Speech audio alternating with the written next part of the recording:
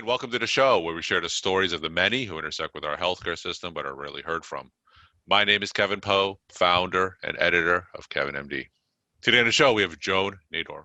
She's an emergency physician, and she wrote the Kevin MD article, Influenza, a Deadly Risk in Schools Before COVID. Joan, welcome to the show. Thanks for having me, Kevin. We'll get into the article in a little bit, but first off, can you share your story and your journey to where you are today? I'd love to, yeah. I grew up in Highland Park, New Jersey, which is in central New Jersey, and then I went to University of Virginia to do my pre-med studies. And I also, while I was there, I started my interest in writing. I wrote for a weekly news magazine there, met my future husband. And from there, I attended Philadelphia College of Osteopathic Medicine. And while I was there doing my clinical rotations, I fell in love with the specialty of emergency medicine. I feel like that we get to have the most challenging job ever. We get to have the short-term relationship with patients, and we get to have all the fun and excitement of the first hour of most of the other specialties. And then we get to play with lots of toys. And we get, from an intellectual standpoint, I feel like we're the first ones who get to solve the problem that the patient comes to us with, and go through all the signs and symptoms, order all the right tests. And I feel like a lot of the time we're on the right track. I did my emergency medicine residency at Albert Einstein Medical Center in Philadelphia. And then after training, I moved to Northern Virginia, and I took a job at Nova Alexandria Hospital, where I worked for about 22 years. Then I transitioned during that time to be a civilian contractor at a military hospital near my home called Fort Belvoir Community Hospital. And I also did some non-clinical work for Optum, working on patient overturn of hospitalization denials. During that time, also this is very important, I had 3 children. And I actually had 3 children in 2 years, which I consider quite a feat.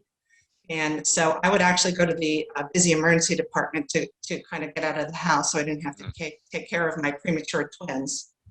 That worked out really well. And over the last 2 years, the corporate job kind of disappeared with some of the changes in that business.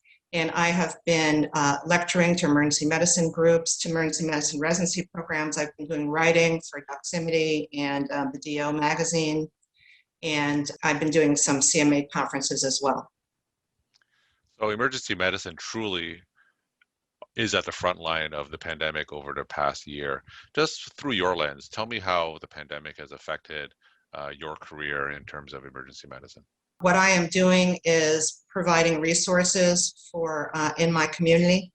I belong to a club, and they asked me as a physician to be the source of information, and I went and took the contact tracing course through Johns Hopkins. I read everything I can. Now they're trying to make good decisions about how to be safe in the club and as a workplace for their employees, so that they can continue to employ as many people as possible. What I see from my colleagues and from my husband, who's still practicing, is pulling back to more virtual visits. The census at the emergency department is down. Whatever is coming, and certainly was coming for most of the early spring. And then again, this fall was COVID, almost everything. And there have been changes that have been reported to me in terms of staffing.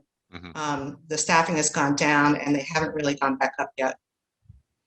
All right, so let's talk about the Kevin MD article that you wrote. It's titled Influenza, a Deadly Risk in Schools Before COVID.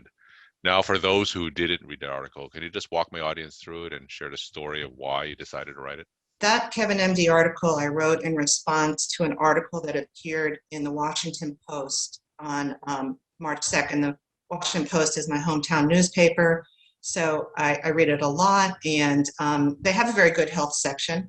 And sometimes the health section has a lot of sensationalistic headlines and titles, and I realize that that's part of what they have to do for clickbait and to get people interested in articles, is to be very sensationalistic. And the article the title of that article was COVID-19 and Flu. Influenza has killed 1 child so far this influenza season. And it was quite a reasonable article, discussed the potential reasons why there had only been one pediatric death so far this season from influenza. And the article quoted the CDC statistics, and it presented this graphic. What the statistics showed is how many deaths there were this year, and then the number of deaths for the previous 3 years. And what really struck me, jumped off the page at me, was that last year there were 195 pediatric deaths from influenza. And all I could think was that our colleagues, our neighbors thought that those were the good old days. Those are the days that we didn't have to wear masks, and we weren't worried about social distancing, and we weren't worried about packing kids into gyms or cafeterias or classrooms or school buses, and 195 families lost their child. All those things that we thought were safe, like sharing utensils at a salad bar, I think as physicians, we always knew that there was risk. And I wanted to write this article for two main reasons. The first one was that we as physicians know about that there's always been risk of infectious disease, and we've always done all we can to mitigate those risks and to protect ourselves while we're seeing our patients. When I was in medical school, we started seeing patients have HIV and AIDS, and we were not really sure what the cause was at first. We just saw that people were dying. And then when we knew how to protect ourselves better, we did. We've worked through other epidemics, pandemics. There was Ebola, and then there's MRSA, and I would rarely get sick during my days of training and clinical practice. And by the way, I did get sick when my kids would bring home stuff from school. So, here we are at the beginning of last year. There was this viral infection, COVID-19, that was highly transmissible, and it had a higher mortality rate than the yearly viral illness that we know, influenza. And we seem to think that there was this new risk. Now, what I just wanted to call attention to by what I wrote is for physicians and everyone else to realize there was a pretty significant risk from influenza in schools and in the general population. And just to be sure that I wasn't giving any misinformation, I went to the CDC website just to check a few facts that they had written. And what I was surprised to find out that they said, even though in the 2017-2018 season, where the death rate was 188, the CDC estimated that the actual number of children who died was closer to 600. Mm. And the other thing that they reported was that, so since 2002, it was recommended that children get vaccinated yearly against the flu. Last year, it was estimated that only 21% of children eligible for vaccination were fully vaccinated against the flu. This was what I wanted to highlight. I would say also in the original Washington Post article, the statistics for adults were also stunning. There were only 450 deaths due to influenza this year, as opposed to 22,000 the year before. Now, I understand there may be some, quibbling about how some of the deaths are recorded now during the COVID era. But I think that our take-home message should be this heightened awareness that we have of the transmission of viral infection with vaccinations, hand washing, social distancing, and masking when indicated would greatly diminish not only COVID-19 infections, but also influenza in the future. And again, the CDC is saying that only 21% of children are vaccinated every year. And I think that parents of school-age children need to take special note of that. I'm definitely not suggesting that children stay home from school. I think children need to go back to school, but some of the lessons we learned this year about how to keep kids safer against COVID will also work to help them keep them safe against influenza in the future. I guess the second message was that our neighbors are looking to physicians, and the physicians should be the source of information and guidance in our communities. And we know that there's a little bit of panic involved out there right now because of some of the information and misinformation that people are getting. And we can be the source of information. People came to me and said, I can't even speak with a mask on. I'm like, believe me, you can. Surgeons have been wearing masks for years and years and years, and they managed to make themselves understood to everybody in the operating room. We wear them in the emergency department. We want to protect you from all the microorganisms. I think children are very adaptable, and if we model for them mask wearing, they will graciously do it.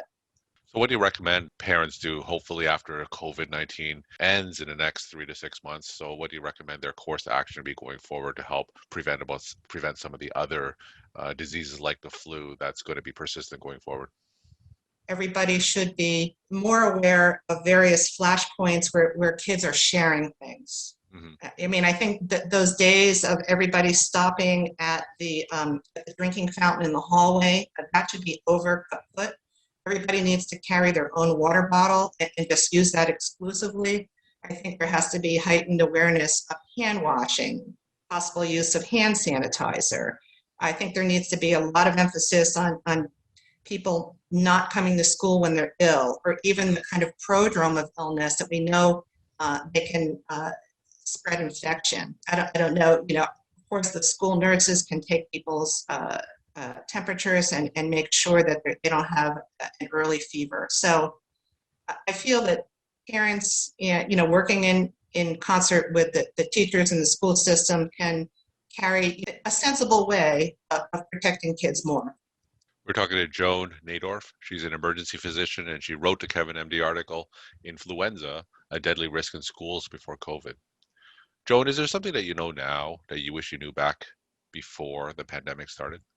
I think that at the very early stages, when I would go to a different part of our state, I would see that some people would think that this was just a problem in the big city. My daughter was going to school in New York at the time, and they were afraid, just having her come home. I think that clearly we know everyone can get it. It's a virus that doesn't care where you live, as long as they're the means of transmission. We know what they are, and we can mitigate transmission with social distancing, mask usage, et cetera, that we know now. And my final question, what's your take-home message that you want to leave with the Kevin MD audience? There are two messages, really, is to don't forget that influenza is a tremendous danger, both to adults and to children, but mainly this article was about children, and that we can learn some valuable lessons and use them going forward. And also, I think it's very important for the physicians reading this and listening to understand that they need to be the resource in their community and for their patients about managing risk. Everything in life is about managing risk. I mean, I live in Northern Virginia. If we're really sensible about it, we would probably never get into our cars and travel on the Capitol Beltway. It's that dangerous. But we do. Every day we do. So we need to be able, when everyone gets vaccinated or at a certain time when we decide it's safe, we need to be able to go into public places and to send our kids back to school. And I think that physicians need to be the source of information about what's safe and where the science is based. Joan, thank you so much for sharing your time and insight. And thanks again for being on the show. Thank you.